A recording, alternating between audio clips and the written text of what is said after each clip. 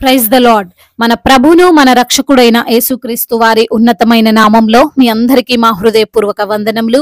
ఈ యొక్క ఆదరణ వాక్యము మీకు దీవెనకరంగా ఉందని నమ్ముతున్నాము. కనీసము ఈ వాక్యమును ఒక 10 మందికైనా షేర్ చేయగలరని దేవుని పేరట మనవి చేసుకుంటున్నాము. ఈ రోజు దేవుని వాక్యము, యెహోవా నిన్ను ఆశ్రయించు వారిని నీవు విడిచిపెట్టు వాడవు కావు, కావున నీ నామం ఎరిగిన వారు నిన్ను నమ్ముకొందురు. కీర్తనల గ్రంథము 9వ కీర్తన 10వ చరణం. And those who know your name put their trust in you, for you O Lord have not forsaken those who seek you. Psalms chapter 9 verse 10. ఈ రోజు నిమిత్తము దేవాతి దేవుడు మనకు అనుగ్రహించిన వాక్య భాగమును బట్టి ధ్యానించుకుందాము. ప్రభునందు ప్రియమైన సహోదరి సహోదరులారా, దేవుణ్ణి ఆశ్రయించిన వారిని దేవుడు విడిచిపెట్టడు అనే శక్తిగల మాటను భక్తుడు మనకు ఈ రోజు వాక్య భాగములో తెలియజేస్తున్నాడు. అనేక సందర్భాలలో కష్టాలు వచ్చినప్పుడు, శోధనలు ఎదురైనప్పుడు వాటి నుండి బయటపడడం కోసం మనం ఎంతో మందిని ఆశ్రయిస్తాం. ఆశ్రయించడం అనగా వారి ఇంటికి వెళ్ళి ఉండడం కాదు, వారి యొక్క సహాయాన్ని కోరడం, వారి ద్వారా ఏదైనా పని అవుతుందేమో అని వారిని ప్రాధేయపడడం. అలా మనము ఆశ్రయించినప్పుడు మనకు కొందరు అనుకూలంగా ఉంటారు, కొందరు ప్రతికూలంగా ఉంటారు. ఉదాహరణకు మనకు అర్జెంటుగా డబ్బులు అవసరమై మనకు తెలిసిన వారిని అడిగితే అందరూ ఇస్తారా? అందరూ సరే ఇంటికి రా అని మనకు సహాయం చేస్తారా అంటే కష్టమే కదా. చాలా వరకు లేదు, కాదు, కుదరదు అని చెప్తారు. ఇలాంటి వారితో ఏం ప్రాబ్లం లేదు. కానీ ఎవరైతే ఇస్తామని ఖచ్చితంగా అని మాట ఇచ్చి ఫోన్ ఎత్తకుండా ఇంట్లో ఉండి కూడా లేమని చెప్పించి అయ్యో మర్చిపోయానని మాట్లాడుతూ ఉంటారో అటువంటి వారితోనే సమస్య అంతా. ఎందుకండి అంటే వారు సహాయం చేస్తామని చెప్పారు గనుకే మనము ఇంకొక చోట మాట ఇస్తాం, కార్యాన్ని మొదలు పెడతాం, ఆశతో ఉంటాం. కానీ వారు మనల్ని పట్టించుకోకపోవడం, ఇవ్వాలి అనుకోకపోవడం మనల్ని మోసం చేసినట్లే అవుతుంది. అయితే ప్రియమైన సహోదరి సహోదరులారా, మంచి విషయం ఏమిటంటే దేవుణ్ణి యేసయ్యను ఆశ్రయించిన వారికి ఎప్పుడు కూడా ఇలాంటి పరిస్థితి ఎదురవదు. ఎప్పుడు ఆయన మోసం చేయడు, ఎప్పుడు కూడా పట్టుకున్న వారి చేతిని విడిచిపెట్టడు. అటువంటి హృదయము దేవునికి లేదండి. అందుకే వాక్యము సెలవిస్తుంది, అయితే తమ దేవుణ్ణి ఎరుగువారు బలము కలిగి గొప్ప కార్యములు చేసెదరు అని. ఎవరికైతే యేసయ్య తెలుసో వారు గొప్ప కార్యాలు ప్రారంభిస్తారు, వాటిలో ఆయన సహాయాన్ని పొందుకుంటారు, వారు గొప్ప కార్యాలు చేసి తీరుతారు. ఈ మధ్యలో ఎక్కడా కూడా వారిని దేవుడు వదిలిపెట్టడు, విడిచిపెట్టడు, మోసం చేయడు. ఈ రోజున ఈ మాటలు వింటున్న నీవు విడిచిపెట్టబడ్డావేమో, మోసగించబడ్డావేమో, నిన్ను అందరూ తృణీకరించారేమో, నమ్మిన వారు అందరూ నిన్ను వదిలివేశారేమో, కానీ యేసయ్య వదిలిపెట్టడు, ఆయన విడిచిపెట్టడు అని తెలుసుకో. అయితే ఈ వచనంలో ఆయన నామము ఎరిగిన వారు ఆయన్ని నమ్ముకుంటారు అనే శ్రేష్టమైనటువంటి మాటను మనం చూడవచ్చు. నామము ఎరగడం అంటే యేసయ్య అనే పేరు తెలిస్తే సరిపోదు. ఆయన ఎలాంటి వాడో, ఆయన శక్తి ఏమిటో, ఆయన హృదయం ఏమిటో, ఆయన గొప్పతనం ఏమిటో ఎరగాలి. ఆయన లోక సృష్టికర్త అని, ఆయన సజీవుడని, ఆయన ప్రేమించే దేవుడని తెలుసుకోవాలి. ఒకవేళ ఈ రోజున నీవు కష్టంలో ఉన్నా, బాధలో ఉన్నా, అనారోగ్యంలో ఉన్నా, భయంకరమైన ఆర్థిక సమస్యలతో, అప్పులతో నీవు బాధపడుతున్నా, నీవు నా యేసయ్యని నమ్ముకున్నాను గనుక నాకేమి కాదు అనే విశ్వాసముతో నీవు జీవించాలి. దీనినే ఆయన్ను నమ్మడం అంటారు, దీనినే ఆయన నామము ఎరగడం అంటారు. అంతేగాని ఎవరో చెప్పారండి యేసయ్య గురించని అందుకే చర్చికి వస్తున్నాను అని, కార్యం ఏమి జరగడం లేదని అనుకోవడం కాదు. అందుకే ఆయన గురించి తెలిసిన వారే ఆయన్ను నమ్మి ఆయన్ను ఆశ్రయిస్తారు అని. ఆయన గురించి తెలియాలి అంటే ఆయన చేసినటువంటి కార్యాలు ఒక్కసారి జ్ఞాపకం చేసుకోవాలి. అవి మన జీవితంలో జరిగినవి కావచ్చు, మన కుటుంబంలో జరిగినవి కావచ్చు, మన చర్చిలో అనేకులు పంచుకుంటున్న కార్యాలు కావచ్చు. వాటిని ఒక్కసారి గ్రహించాలి. అప్పుడు మనలో ఇంకా విశ్వాసము కలుగుతుంది. సమస్యల నుండి దేవుడు కాపాడగలడు అనే నిబ్బరత వస్తుంది.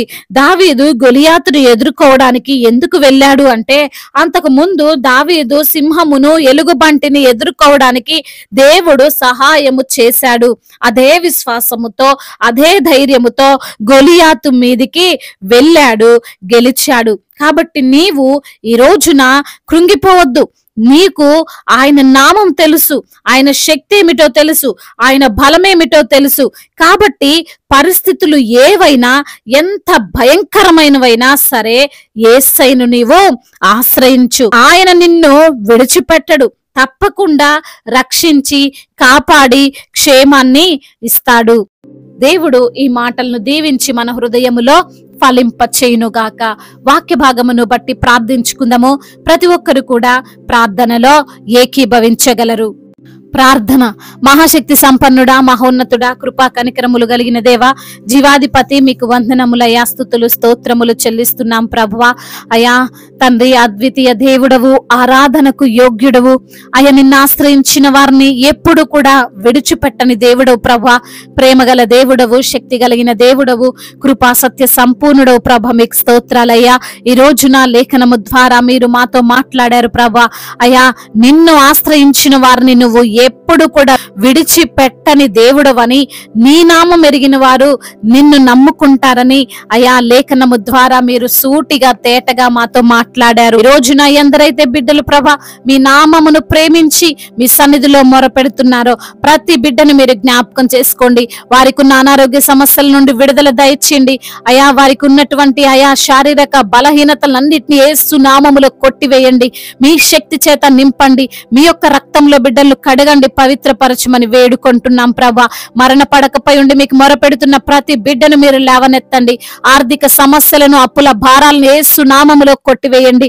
అప్పు తీసుకునే వారిగా కాదు గాని అప్పు ఇచ్చే బిడ్డలుగా వారిని ఆశీర్వదించండి. తలగా ఉంచుతాను గాని తోకగా ఉంచునన్న మీ వాగ్దానము వారి జీవితంలో మీరు నెరవేర్చమని బ్రతిమిలాడుకుంటున్నాము తండ్రి. అదే విధంగా నా ప్రభా, ఎందరైతే బిడ్డలు ఉద్యోగము లేక బాధపడుతున్నారో ప్రభా, వారికి మంచి ఉద్యోగాన్ని దయచేయండి. చేతి పనులు లేక దిగులు చెందుతున్నారో ప్రభా, అయా మంచి పనులను వారికి కల్పించమని వేడుకుంటున్నాం. చిన్న బిడ్డలందరినీ కాచి కాపాడండి తండ్రి. యవన బిడ్డలందరికీ మీరు తోడుగా ఉండండి ప్రభా. యవన వయసులో చెడు వ్యసనాలకు బిడ్డలు బానిసలు కాకుండా మీ యందు భయభక్తులు కలిగినటువంటి జీవితాన్ని వారికి మీరు ప్రసాదించండి ప్రభా. మీ వాక్యమునకు లోబడేటువంటి మనస్సును వారికి దయచేయండి దేవా. అదే విధంగా కుటుంబముల సమస్య, భార్యాభర్తల మధ్య విభేదాలు, అన్నదమ్ముల మధ్య విభేదాలు, ఆస్తి తగాదాలు, అయా వాటన్నిటి నుంచి కూడా విడుదల దయచేయమని వేడుకుంటున్నాం అయా. అదే విధంగా నా ప్రభువా, అయా ఎందరైతే బిడ్డలు ఈ రోజున ప్రయాణాల్లో ఉన్నారో వారి ప్రయాణం అంతటిని సుఖముగా క్షేమముగా ఉండునట్లుగా కృప చూపించండి అయా. వారి యొక్క వాహనము చుట్టూ మీ కంచెను, మీ కాపుదలను దయచేయమని వేడుకుంటున్నాం. అదే విధంగా నా ప్రభువా, అయా ఎందరైతే బిడ్డలు ఈ రోజున నా తండ్రి సంతానము లేక బాధపడుతున్నారో వారికి సంతానమును దయచేయండి నా ప్రభువా. అయా మరి తండ్రి హన్న గర్భాన్ని తెరిచిన దేవుడు, శారా గర్భాన్ని తెరిచిన దేవుడు, బిడ్డల యొక్క గర్భాన్ని తెరిచి అద్భుతకరమైన కార్యమును వారి పట్ల జరిగించమని వేడుకుంటున్నాం. గర్భిణీ స్త్రీలను మీరు దీవించండి. తల్లి బిడ్డలకు క్షేమాన్ని అనుగ్రహించండి తండ్రి. అదే విధంగా ఇప్పుడే పుట్టిన చంటి బిడ్డలను కూడా మీరు జ్ఞాపకం చేసుకోండి ప్రభా. మంచి ఆరోగ్యవంతులుగా వారిని తండ్రి మీరు ఆశీర్వదించండి దేవా.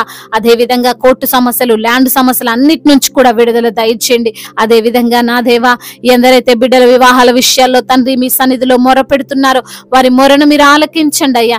మీకు తండ్రి మహిమకరంగా వారి వివాహము జరుగునట్లుగా కృప చూపించండి తండ్రి. అదే విధంగా నా ప్రభువా, ఎందరైతే బిడ్డలు అనాథలుగా ఉన్నారో, అభాగ్యులుగా ఉన్నారో, దీనులుగా ఉండి మీ సన్నిధిలో మొర పెడుతున్నారో వారి మొరను మీరు ఆలకించండి అయ్యా. విధవరాల పక్షముగా మీరుండి న్యాయములు తీర్చండి దేవా. మీరే వారి అవసరతలన్నిటినీ తీర్చమని బ్రతిమిలాడుకుంటున్నాం ప్రభువా. అదే విధంగా దేవా, దైవజనులందరికీ మీరు తోడుగా ఉండండి అయ్యా. వారి పరిచర్యను దీవించండి అయ్యా. వారి పరిచర్యను విస్తరింపచేయండి. అనేక ఆత్మలను రక్షించే భాగ్యాన్ని దయచేయమని వేడుకుంటున్నాం. సువార్థికులను మీరు దీవించండి ప్రభా. మిషనరీని మీరు ఆశీర్వదించండి నా ప్రభా. మీ సేవలో వారు ముందుకు వెళ్తుండగా వచ్చే అడ్డంకులు, ఆటంకాలు అన్నిటి నుంచి కూడా విడుదల దయచేయండి దేవా. అదే విధంగా నా ప్రభా, అధికారులందరినీ మీరు జ్ఞాపకం చేసుకోండి అయ్యా.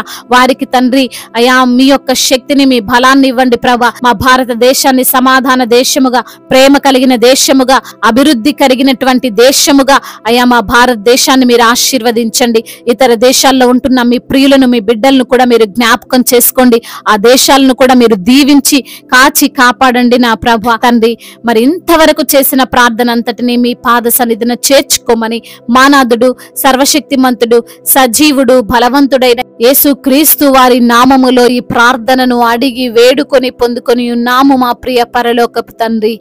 ఆమేన్. ఈ రోజు పెళ్లి రోజు మరియు పుట్టినరోజు జరుపుకుంటున్న వారందరినీ దేవుడు దీవించి సకల మేలులతో, ఆశీర్వాదములతో, కృపా క్షేమములతో, శాంతి సమాధానముతో దేవుడు మిమ్మల్ని నింపునుగాక. మీ యొక్క ప్రార్థన అవసరతలను మాకు తెలియజేయగలరు. మీ కొరకు మేము తప్పక ప్రార్థిస్తాము. మొదటిసారిగా మన యొక్క ఆదరణ వాక్యం చూస్తున్నట్లయితే తప్పకుండా సబ్స్క్రైబ్ చేసుకోగలరు. ఈ వాక్యం మీకు ఆశీర్వాదకరంగా ఉండినట్లయితే అనేకులకు కూడా ఈ వాక్యాన్ని పంపి మీరు కూడా దేవుని యొక్క రాజ్య సువార్తలో పాలిభాగస్తులు కావాలని దేవుని పేరిట మనవి చేసుకుంటున్నాను. May God bless you all. దేవుడు మిమ్మల్ని దీవించి బహుగా ఆశీర్వదించునుగాక.